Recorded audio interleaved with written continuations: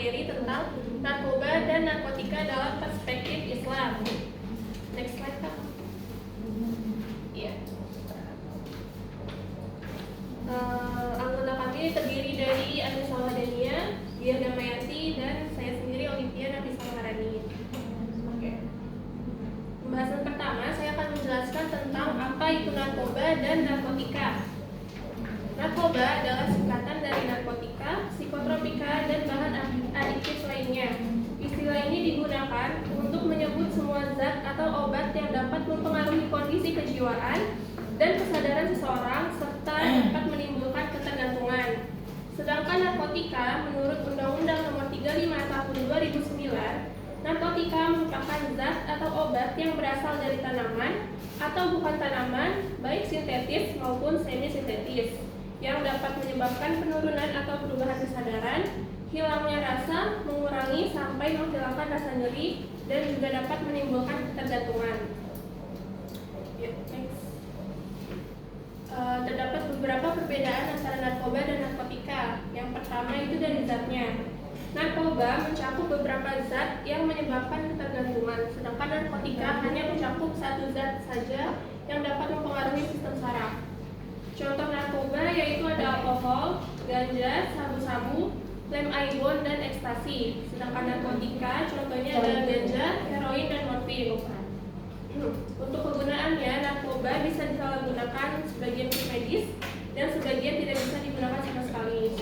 Sedangkan narkotika ada yang bisa digunakan dalam dunia medis, yaitu golongan kedua dan golongan ketiga. Nah, golongan kedua dan ketiga ini nanti akan dijelaskan di slide selanjutnya. Untuk efeknya, narkoba memberi efek mengubah kesadaran, merusak organ tubuh, dan dapat menimbulkan ketergantungan. Sedangkan narkotika menghilangkan rasa sakit, menenangkan, dan menimbulkan ketergantungan juga. Selanjutnya adalah narkoba dan narkotika dalam undang-undang yang akan dijelaskan oleh Anissa. Terima kasih Olivia.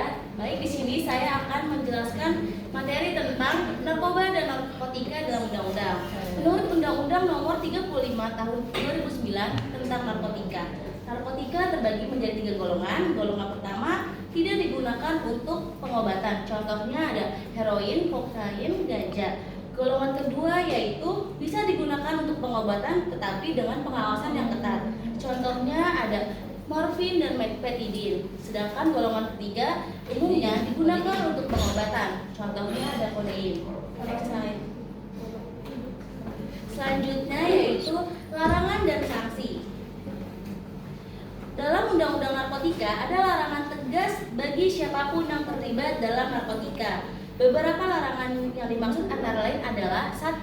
Memiliki, menyimpan, menguasai, atau menyediakan narkotika. Yang kedua, menanam, memproduksi, mengimpor, mengekspor, menjual, membeli, mengangkut, atau mendistribusikan narkotika tanpa izin. Yang ketiga, mengkonsumsi narkotika tanpa izin.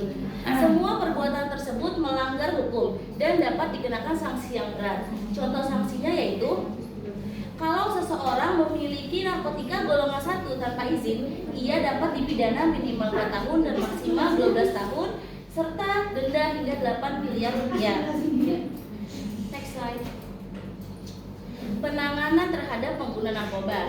Tidak semua orang yang terlibat atau terhubung dengan narkoba akan dijebloskan ke penjara. Menurut pasal 127 ayat 1, seseorang yang hanya sebagai pengguna narkotika dan tidak terlibat dalam jaringan pengedar bisa mendapatkan penanganan yang berbeda, yaitu rehabilitasi medis dan sosial. Tujuan dari rehabilitasi itu adalah 1.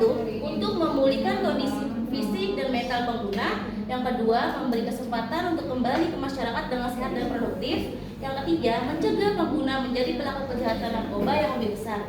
Namun, rehabilitasi ini hanya berlaku jika benar-benar terbukti tidak menjadi pengedar, hanya mengkonsumsi saja. Selanjutnya akan dijelaskan oleh teman saya yaitu dia. Baik Anissa, terima kasih. Untuk berikutnya ada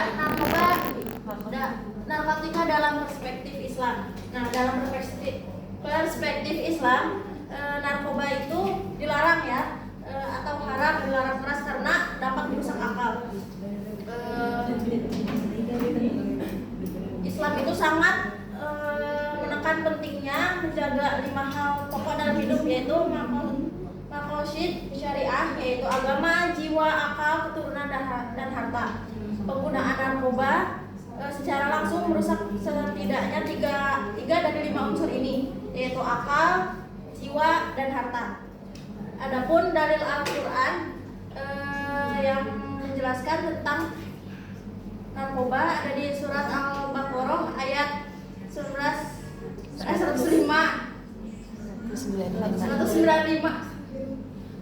Dan janganlah kamu menjatuhkan dirimu dalam kebinasaan. Ayat ini emang enggak menunjukkan atau menyebutkan narkobanya, tetapi ayat ini menunjukkan bahwa tidak ada bahwa tindakan yang membahayakan diri sendiri itu dilarang, termasuk penggunaan narkoba. Next slide, Kak. Dan adapun hadis Nabi Muhammad SAW yang artinya setiap yang memabukkan adalah khamar dan setiap khamar itu haram.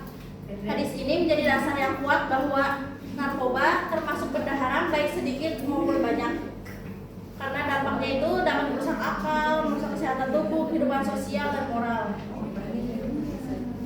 Next slide, Kak.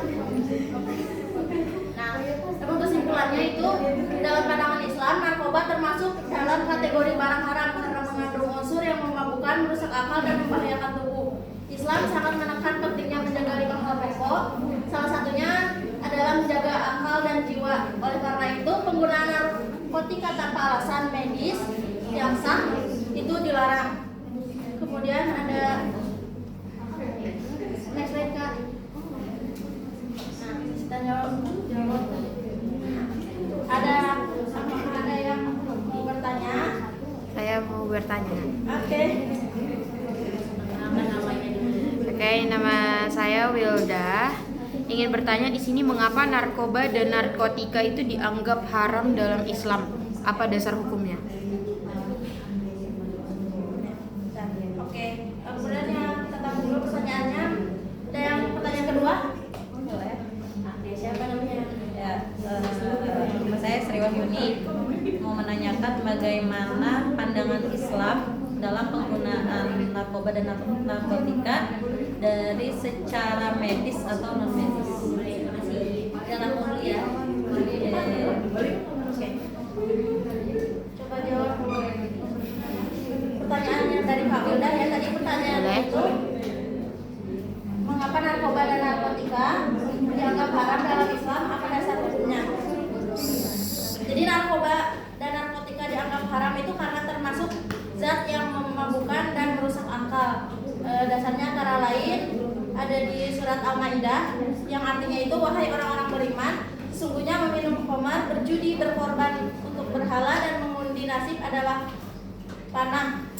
Dengan panah adalah termasuk perbuatan setan. Maka jauhilah itu agar kamu beruntung. Jadi narkoba, kenapa narkoba dilarang itu karena dapat merusak akal, dan akal itu adalah salah satu amanah yang harus dijaga, karena perbedaan manusia dengan makhluk lain di bumi ini adalah akalnya. Kalau misalkan akalnya rusak, itu nggak ada bedanya sama hewan dan lainnya. Oke, terima kasih. Sama. Saya akan menjawab pertanyaan dari Kasri Wahyuni. Pertanyaannya, apa pandangan Islam terhadap penggunaan narkoba dan narkotika baik secara medis maupun non medis? Islam melarang menggunakan narkoba atau narkotika karena merusak akal dan tubuh. Namun, penggunaan medis yang dibenarkan oleh dokter ahli dalam batas yang diperbolehkan dan tidak menimbulkan kecanduan dapat diterima dalam kondisi darurat. Ada lagi? Sudah ya, cukup.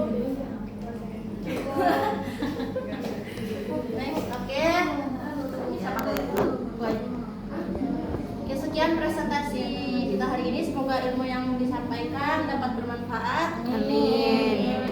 Dan semoga kita semua dijauhkan dari barang-barang haram tersebut. Amin.